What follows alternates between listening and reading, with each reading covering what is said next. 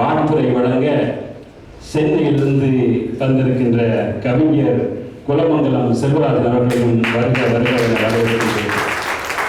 தொடர்ந்து மும்பையிலே தான் எவ்வளவு வயதானாலும் சரி இங்கே செய்கின்ற பணியை செம்மையாக செய்கின்ற ஒரு மூத்த பேரறிஞர் வழக்கறிஞர் ஐயா இர ராசாமணி அவர்கள் பல்வேறு இங்கே இருக்கின்ற பல்வேறு பேருக்கு ஆசிரியராக திகழ்ந்த ஐயா ராசாமணி அவர்கள் இங்கே வாழ்த்துறை வழங்க வருகிறார்கள். அவர்களையும் வருக வருக என வரவேற்கின்றேன். திருவள்ளுவர் வயதாக அமைந்திருக்கின்ற திருவள்ளுவர் ஃபவுண்டேஷன் என்ற அமைப்பை அமைத்து ஒவ்வொரு ஆண்டும் ஏழை குழந்தைகளுக்கு உதவி புரிந்து வருகின்ற ஐயா திரு சிவ நல்லசேகரன் அவர்களையும் இங்கே வருக வருக என வரவேற்கின்றேன்.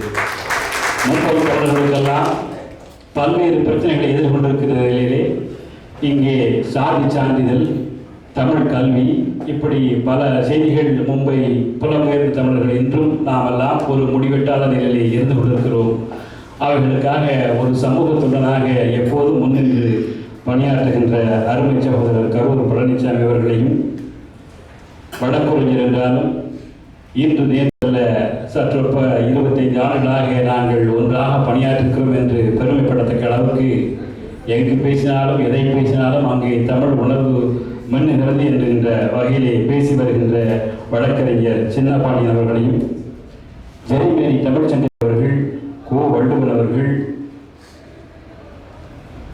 ராஜா வாய்ஸ் அவர்கள், பி கிருட்டிணன் அவர்கள், ஆ கணேசன் அவர்கள், எஸ்டி ஆதிமூலம் அவர்கள், வே சித்தார்த்தன் அவர்கள், நாடோடி தமிழன், கவிஞர் அஞ்சாமை கதிரொளி, கவிஞர் செயலாளர் வதிலை பிரதாபன், நெல்லை பைந்தமிழ், பீவடியிலிருந்து வருகை புரிந்திருக்கின்ற ஐயா ஆறுமுக பாண்டியன், விடுதலை சிறுத்தை கட்சியில் சேர்ந்த சாலமன் ராஜா, புலவர் ராப்பை பெருமாள், ராவ பிச்சமணி அவர்கள், நெல்லை ஸ்ரீதர் அவர்கள், நெல்லை வசந்தன் அவர்கள், என் ராதாகிருஷ்ணன் அவர்கள், இளமுருகன், கவிஞர் டி ஏ வான்மதி, தாசே குமார், தமிழ் நேசன், கே கே ஜமாலுதீன் அவர்கள், கி தனுஷ்கோடி அவர்கள், ஆ கதிர்வேல் அவர்கள், காரை ரவீந்திரன் அவர்கள், முகவை திருநாதன் அவர்கள், கே சாந்தாராம் அவர்கள், மருத்துவர் மூர்த்தி அவர்கள், வே சதானந்தம் அவர்கள், உ பன்னீர்செல்வம் அவர்கள், புர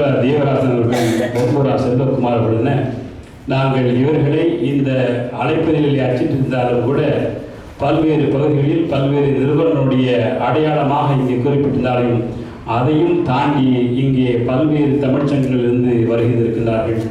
வீரார் பகுதியிலிருந்து ஐயா சுயம்பு அவர்கள் வருகின்றிருக்கின்றார்கள். இப்படி எங்கே ஐயா ராஜமாணிக்கம் ஐயா அவர்கள் வருகின்றிருக்கின்றார்கள். ஐயா கதிர்வேல் வருகின்றிருக்கின்றார்கள். தமிழ்ச்சங்கத்தினுடைய செயலாளராக தமிழ் உணர்வோடு இன்றும் என்றும் நம்மோடு பணியாற்றி கொண்டிருக்கின்ற பெரும் புலவர் பால் அவர்கள் வருகின்றிருக்கின்றார்கள். ஐயா செடியன் வருகின்றிருக்கிறார்கள். இப்படி இங்கே வருகின்றிருக்கின்ற அனைவரையும் என்னால் பெயரிட்டு சொல்ல முடியும். இந்த நிலையிலே நீங்கள் எல்லாம் இந்த நிகழ்ச்சிக்கு வருகின்றிருப்பது எங்களுக்கு பெரும் மகிழ்ச்சி அளிக்கிறது. அந்த மகிழ்ச்சியை பகிர்ந்து கொள்கிற அளவில் உங்கள் அனைவரையும் மீண்டும் ஒரு முறை வருக வருக வருகவென வரவேற்பதில் காமோட்ட பகிர்ந்து ஐயா மனோகரன் அவர்கள் வருகின்றிருக்கின்றார்கள். இப்படி ஒவ்வொருவரையும் பெயர் சொல்லி இங்கே வருகின்றிருக்கின்ற சற்றொப்ப 150 பேரையும் என்னால் பெயர் சொல்ல முடியும். அந்த அளவுக்கு நீங்கள் எங்களோடு ஒன்றி இருக்கின்றீர்கள் என்கின்ற அந்த நல்ல செய்தியை சொல்லி உங்கள் அனைவரையும் மீண்டும் ஒரு முறை வருக வருகவென வரவேற்று நம்முடைய இன எழுச்சியினுடைய வடிவமாக இந்த லெமோரியா அறக்கட்டளை இங்கே துவங்கப்படுகிறது.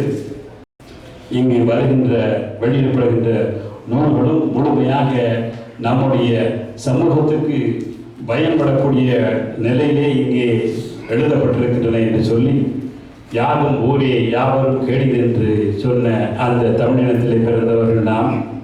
பல்சான்றீரே பல்சான்றீரே என்று சொல்கின்ற அந்த புறநானூற்று செயலிலே தீதும் நன்றும் பிறதர வாரா என்று சொல்கின்ற யாரும் ஊரே யாவரும் கேளீர் தீதும் நன்றும் பிறதர வாரா என்று சொல்கின்ற சொல்லாக இருந்தாலும் சரி, அல்லது